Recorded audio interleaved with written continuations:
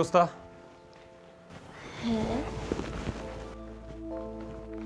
হ্যাঁ, এই মাসের বেতন। আর শোনো, বিল যা যা বাকি আছে সব দিয়ে দিও, ঠিক আছে? ওকে, ঠিক আছে, সেটা না হয় দেওয়া যাবে। তুমি ফ্রেশ হয়ে নাও, আমি নাস্তাটা রেডি করে নিচ্ছি। হ্যাঁ, ওকে ওকে।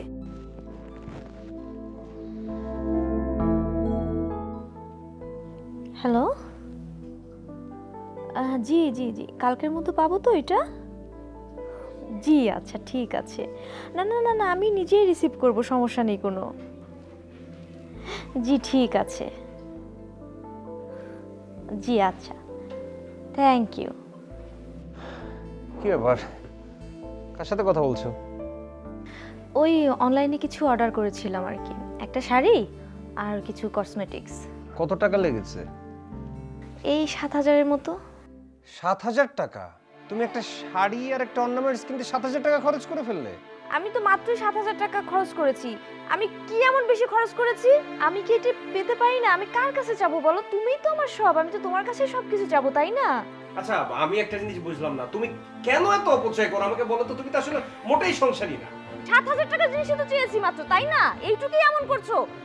তুমি কি বলো তো, মানে তোমার কোনো সেন্স আছে যে একটা বিলাসিতার জন্য তুমি 7,000 টাকা খরচ করে ফেললে? এই শোনো, আমি বলে এত কম টাকা খরচ করছো, অন্য কেউ হলে অনেক টাকা খরচ করতো, বুঝছো? কি আশ্চর্য ব্যাপার, আজকে বেতনের টাকা দিতে বললাম, এর মধ্যে 7,000 টাকা খরচ করে শেষ। কি এমন জিনিস চেয়েছি? 7,000 টাকার জিনিসই তো মাত্র চেয়েছি, নাকি? তোমাকে দিয়ে আসলে সংসার হবে না, সংসার করার মতো মেয়ে তুমি না, বুঝছো?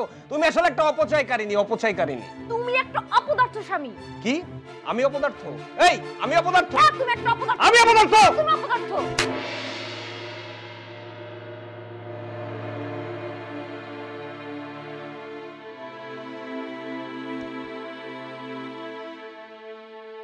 হ্যাঁ হ্যাঁ হ্যাঁ, তোমার সাথে কথা বলেই তো আমি একটু শান্তি পাই। আর তাছাড়া আমার বউ তো আমাকে সবসময় অশান্তিতে রাখে, মানে সবসময় ক্যাচ ক্যাচ ক্যাচ ক্যাচ করতেই থাকে, এত মিসবিহেভ করে আমার সাথে। কোনো সমস্যা নেই স্যার, আপনার যখনই মন চাবে বা আপনি যখন মন খারাপ থাকবে আপনি আমার সাথে তখনই কথা বলতে পারেন, আমাকে তখনই ফোন দেবেন। স্যার হচ্ছে আমার ফাইলটা একটু সাইন করে দিলে ভালো হতো। সেটা হবে সমস্যা নেই। কিন্তু আমার কি মনে হয় জানো, মানে আমাদের একটু একান্তে দেখা হওয়া দরকার। মানে তোমার মতো একটা সুন্দরী মেয়ের সাথে আমি একান্তে একটু সময় কাটাতে চাই। সমস্যা নেই, তা হবে। আর আপনি যখন বলবেন স্যার, কোনো সমস্যা নেই, আপনি শুধু আমার ফাইলটা একটু দেখবেন। ঠিক আছে থ্যাংক ইউ। হ্যাঁ হ্যাঁ, না ঠিক আছে, ফাইল আছে, সেটা অফিসে সই করে দিব, সমস্যা কি? সেটা নিয়ে তো এত কথা বলার দরকার নেই, তাই না? না রাখেন আপনি। হ্যাঁ ওকে। কোথা থেকে যে একটা তোমার অন্য নারীর সঙ্গে সম্পর্ক আছে? ছি! আরে কি বলছে সব? ও তো আমার অফিসের কলিগ, একটা অফিসিয়াল বিষয়ে ফোন করেছিল। আমি নিজের কানেই সব শুনেছি। তুমি এরকম কাজ করছো? ছি!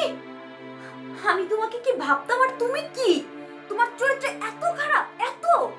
তুমি একটা চরিত্রহীন। আমি চরিত্রহীন না? হ্যাঁ, তুমি চরিত্রহীন। আমি চরিত্রহীন, ঠিক আছে। মানতে পারলে মানো, না মানতে পারলে চলে যাও। এই বাড়িতে থাকতে হলে আমি যেটা বলবো সেটা মেনে চলতে হবে। This is final.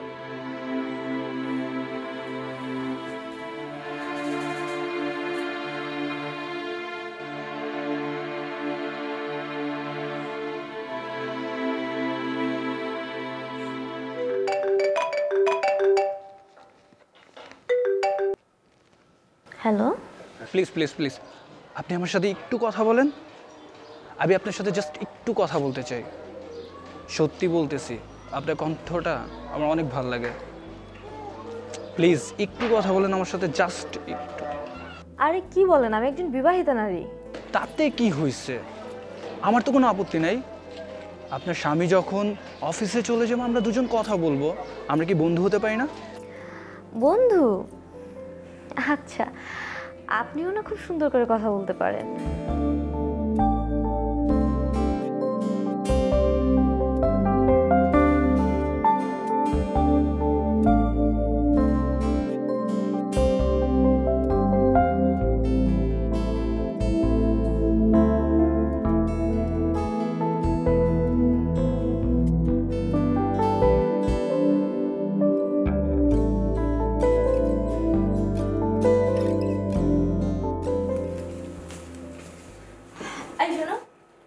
মোবাইল ফোনে কিছু টাকা রিচার্জ করে দাও তো। আমার ফোনে টাকা নেই। টাকা নেই মানে? টাকা কি করছো সব? কি করছি মানে? মানে কার সাথে এত কথা বলে টাকা শেষ করছো? তোমার মোবাইলে কিছুদিন পর পরই কিছুক্ষণ পর পরই টাকা থাকে না, কি কাহিনী কি? এই, আমাকে কি তোমার মতো চরিত্রহীন ভাবো? হ্যাঁ, চরিত্রহীন মানে? এই আমি চরিত্রহীন? এই আউট আউট এখান থেকে। একটি টাকাও তোমার মোবাইলে আমি রিচার্জ করে দিব না। যাও, থাকতে হয় থাকো, না থাকলে চলে যাও।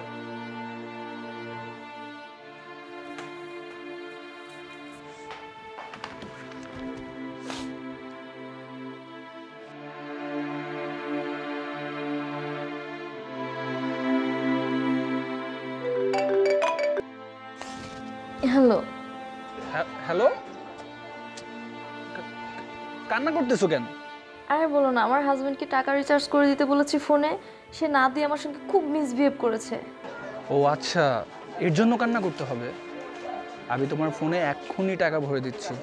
আচ্ছা, তুমি এত ভালো কেন? সমস্যা নাই তো, আমি আছি না।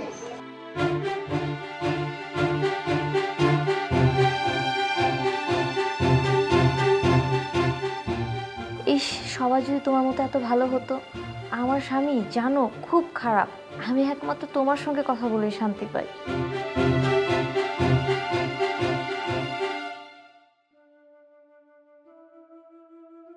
আমার বউ চরিত্র এত খারাপ, আমি ভাবতেও পারি না।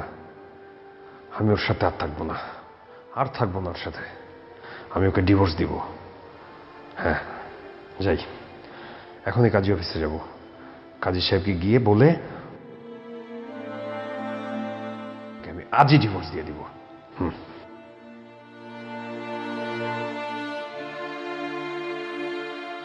দেখুন সোহান সাহেব, ডিভোর্স দেওয়া তো সহজ একটি কাজ। আপনি চাইলে আমি এখনই কাগজ রেডি করতে পারি, কিন্তু আমি চাইছি আজকের দিনটা আপনার সময় নিন। এখন আপনার মাথা অনেক গরম আছে। আপনি আগামীকাল এসেও যদি একই কথা বলেন, তাহলে আপনার সব কাজ আমি করে দেব। শুধু অনুরোধ, আপনি আজকের দিনটা সময় নিন। আর কোরআন শরীফের বাংলা অনুবাদ একটু পড়বেন, আর সহি হাদিস পড়বেন। ওখানে দেখবেন স্ত্রীর প্রতি স্বামীর কী কর্তব্য। আশা করি এই কিতাবগুলি পড়লে আপনি অনেক শান্তি পাবেন, আর সঠিক সিদ্ধান্ত নিতে আপনার সহজ হবে। আচ্ছা ঠিক আছে কাজী সাহেব, তাহলে আমি আজকে বাসায় গিয়ে ভালো করে কিতাবগুলো পড়ি। কাল আমি আপনার সাথে সে বিষয়ে কথা বলবো। ওকে, জি। আসসালামু আলাইকুম। ওয়ালাইকুম আসসালাম।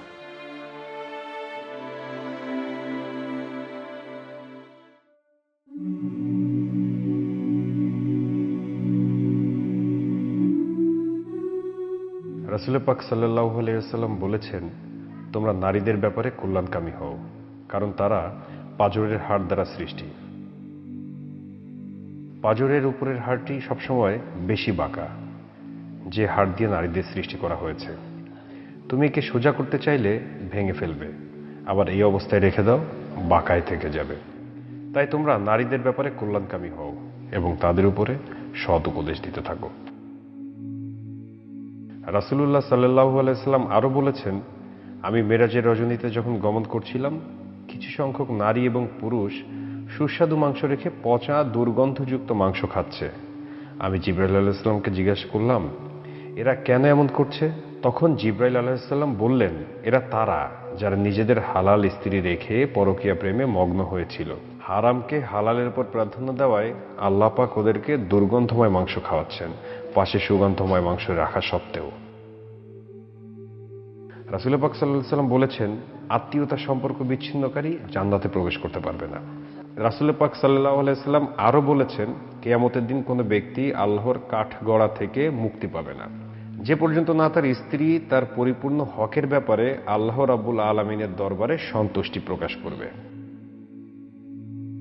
পবিত্র কোরআনে সূরা নিসাই 34 নং আয়াতে আল্লাহ পাক বলেছেন, পুরুষগণ নারীদের প্রতি দায়িত্বশীল, যেহেতু আল্লাহ একের উপর অন্যকে প্রাধান্য দিয়েছেন।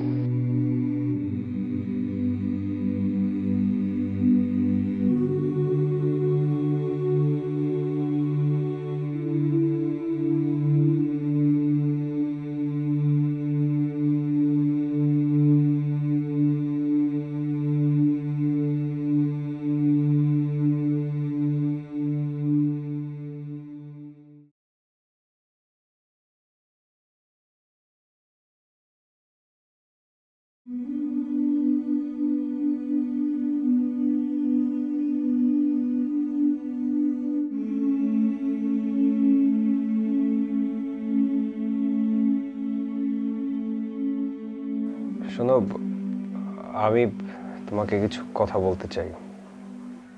আমি না জেনে না বুঝে অনেক পাপ করে ফেলেছি, অনেক ভুল করে ফেলেছি। আমি জানি না আল্লাহ আমাকে ক্ষমা করবেন কিনা। তুমি যদি পারো আমাকে ক্ষমা করে দিও। I am really sorry. আমি খুবই লজ্জিত। হ্যালো, হ্যালো সোনা পাখি, বলো। শুনুন, আজ থেকে আমি আর আপনার সঙ্গে কথা বলবো না। শোনো, আমার কথাটা শোনো। আমাকে ক্ষমা করবেন, সরি। আসসালামু আলাইকুম। পাখিটা আচ্ছাড়া হয়ে গেল একদম। আমিও একজনের সঙ্গে কথা বলতাম তোমার মতো, আজ থেকে আর কথা বলবো না। তোমার সামনে আমি ব্লক করে দিচ্ছি।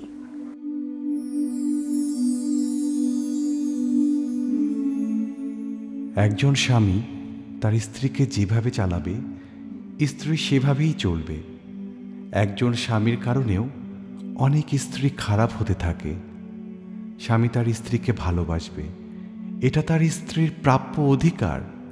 দুজনের মধ্যে ভালোবাসা যত গভীর হবে, সংসারের শান্তি তত বাড়বে।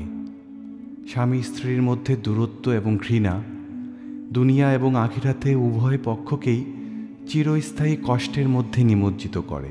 মহান আল্লাহ রব্বুল আলামিনের কাছে প্রার্থনা করি আমাদের সকল ভাইদের দাম্পত্য জীবন যেন সুখে ভরপুর হয়ে ওঠে।